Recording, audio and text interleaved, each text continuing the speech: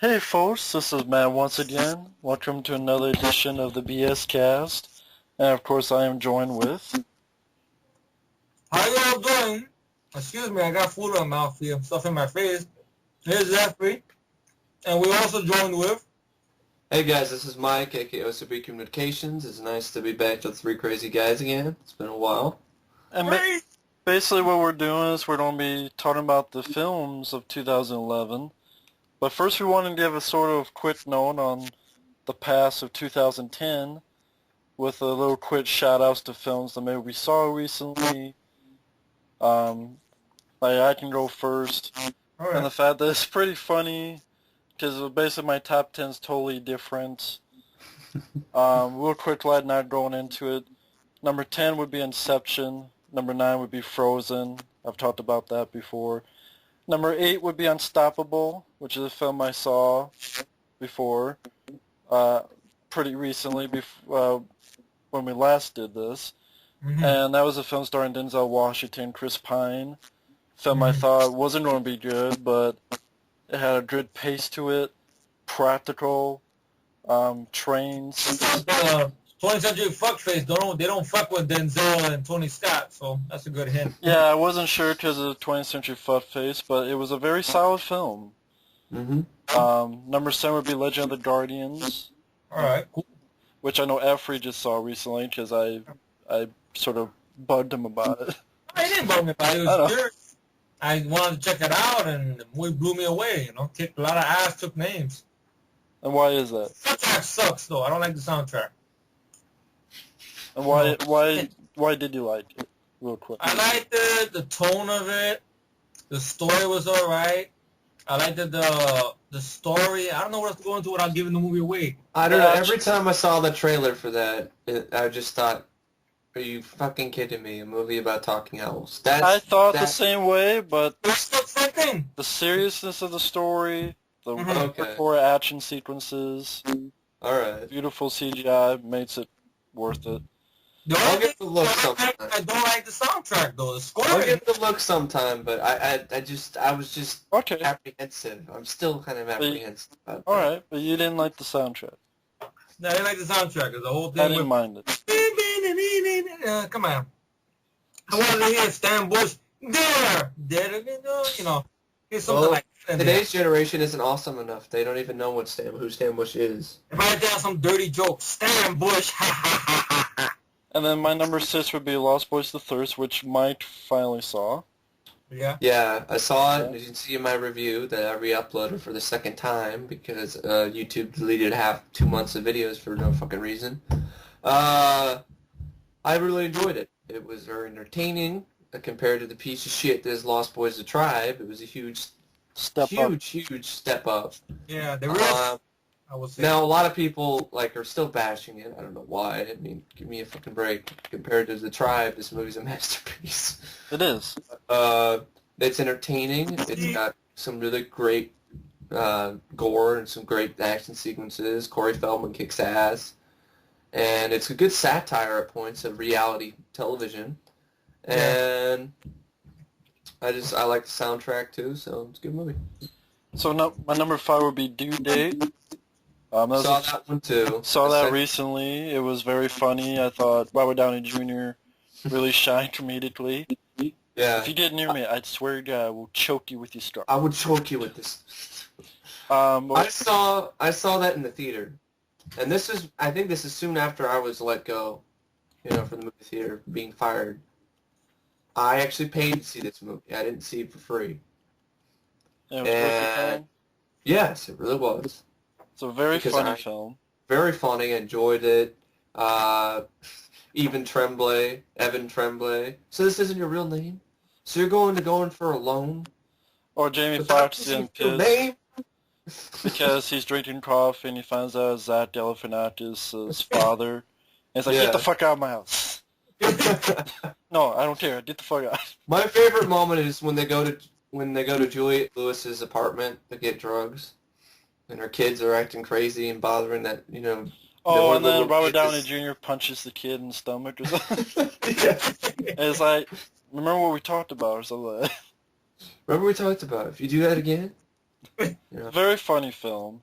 I gotta look it up. I think Robert Downey Jr. was such an a-hole in this movie. It was so great because you could see, you probably act the same way if you were on the road trip with This guy. Zach Galifianakis. My dad loves me.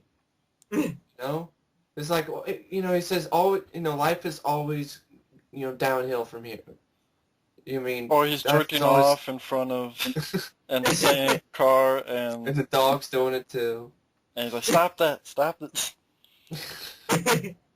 Number 4 would be Jackass 3D, which I fell back in love with the Jackass films. I've seen some clips of it. I've been wanting to see it. Matt showed me some clips on YouTube. I love the thing with the big hand smacking Mr. Viva Bam in the face. I remember briefly catching the TV. I saw some of the clips. I've seen. Yeah, go ahead. Yeah. All right, with it, and the movies I remember. I don't remember too many of them by heart. I don't know some of the characters by heart besides Johnny Knoxville and I think was it Steve-O? Yeah. Yeah. I saw the first two. I've seen the first two, and I've seen 2.5. So I need to check out. Just grossed me out. I don't remember why. Check out the third one. I need to check out 3D. I wanted to see it. It just grossed you out. Something about there's a scene there. I know my uncle was laughing watching it. I was watching the beginning part. They had the guy dressed up in the King Kong suit. They had the mojo planes hitting him. That was funny. But then I heard there was a part somewhere toward the ending there. I grossed him out. We have the whole, I remember from the other movies, you had the one, and from the show, because I used to watch the show when it was actually on, like a secret thing, because I was way too young to be watching it or whatever. Until you catch it laughing. Get out of there! What are you watching this for? But you can't remember what the thing was that grossed you out. I don't know. I know it was, like, I don't know. I'm afraid I have to probably look at it again. I remember there's something where Steve-O swallows a goldfish and then throws it back up. And there's another one where he snorts wasabi. You know, wasabi, the... Oh, that was the early one. That was the second one. The one that was 2.5. I remember that, yeah. And then I remember the pandas, when they dressed up in the panda suit, bear suits in Japan. I remember, I think it was the first one or second one where they had this, they went to this toilet store, and they actually went in. There's a real store. They went in there. Yeah, the guy, yeah. It's a store that sells toilet bowls, and he's out in the open. He just comes out there and shits in the bowl. Yeah, the guy couldn't hold it the first time. He actually shat his pants, so he had to do it again. Laxative, and he shit himself. Oh god! But the movies, I gotta give them another shot. I gotta check out the third one. That one like could be fun with the giant hands. Yeah, I fell back in love with the series after seeing Jackass 3D. Number 3 would be Skyline, which I know me and Efree finally got a chance to see. I actually believe that movie is not a bad film. I think it proves that the Strauss brothers, at least to me and Matt, I know not too many people are crazy, it proves that these guys have talent. Because after AVPR, I realized it wasn't their fault. It's 20th fuckface. Or whatever. I haven't seen it yet, but I like the idea of the ending, but that kind of seems like a cop-out, and I can understand what people feel. There's not going to be a sequel. I like the idea of the ending. I haven't seen the movie yet, but I know the ending, and I think that would be a good idea for a movie. But, I don't know. I thought it was a good way to end it. It's not like one of these died, you know, paranormal activity stuff. Yeah, well, I know. That's what I liked. I liked that it wasn't a paranormal activity type ending. Where it wasn't, you know, rah! I thought it ended with a cool idea. It made me want to see more. That's kind of what a movie should do.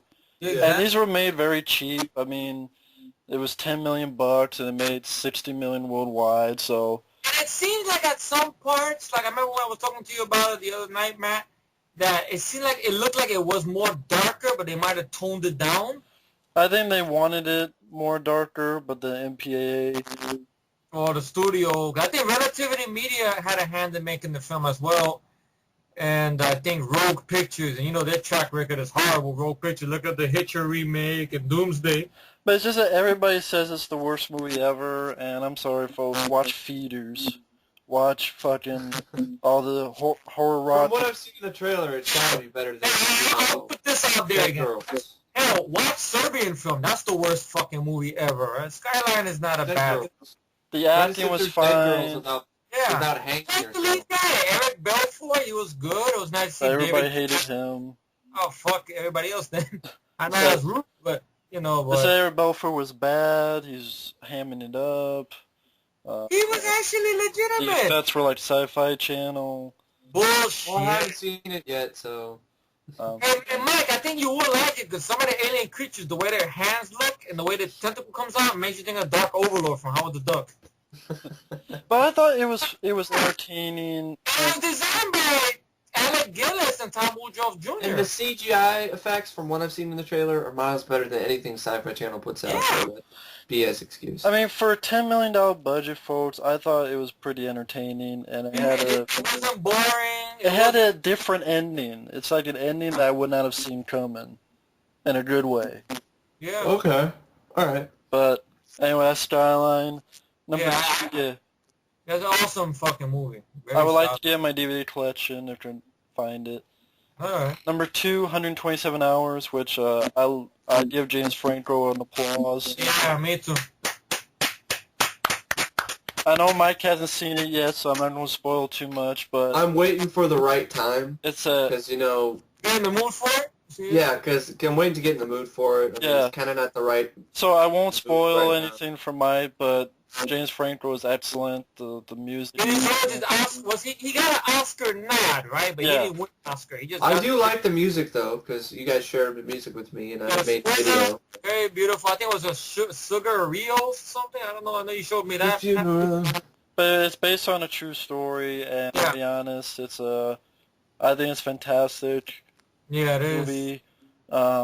It didn't I make saw the documentary about the true story a while ago, so... It didn't make me cry, but I know for some people it might affect them a little bit too much, so Yeah. prepare for that. Yeah. But I actually rewatched the film again because I thought it was a great story about overcoming the odds. But I remember in your review you said it would be a hard movie for you to add to your collection. You did say It one time. did, but I think like right at first because it's such a... I thought it was kind of an intense experience. Heart-wrenching experience, like heart... Yeah, I mean the effects and the stuff that happens, which I'm going to be vague in for people to see. Yeah, that's the other But- thing. Because I did that review like right after I saw it. Yeah, me. Yeah. But now that it's been a few weeks, I would like to see it again because it was a good story about a guy overcoming the odds. That's horrific, but very talentedly directed. Mhm, It yeah. was like filmmaking. Like So basically filmmaking- proved that James Franco can be a good actor. Because Yes. everything else that I've seen him in... you will believe he's a good actor No belief. if No or belief. when Yeah, you see okay. this. If you, Alright. So that's why I would like to give my... and you will also have a hard time believing that Danny Boyle actually directed this film and actually co-wrote it. Well, I'm not a fan of the man's work. I mean, Okay. I enjoyed 28 Weeks Later more than the first movie. The first one, I just felt it was too slow. There was not enough infected people running I like around. the first Much- movie. What happened? I liked the first movie, and I liked Sunshine. Well, Sunshine, I didn't get it. Didn't Okay. understand it. I just didn't get me. Beautiful score, but just, I don't know. I got Sunshine on DVD a while ago. I saw it a while ago. I liked what I saw. I just don't remember it as well. Hey, Matt, explain the ending to me of Sunshine. Okay. Obviously you got this guy running around killing some people. I guess he's sort of supernatural. And the whole idea is to make this thing with like a sun, so the sun could get through the earth or whatever. Well, he's gone crazy because Crazy, alright. And there's an explosion. And now I don't understand. Did Cillian Murphy die? yeah, Did the guy die? because they said if their mission is successful, people will see the sun again.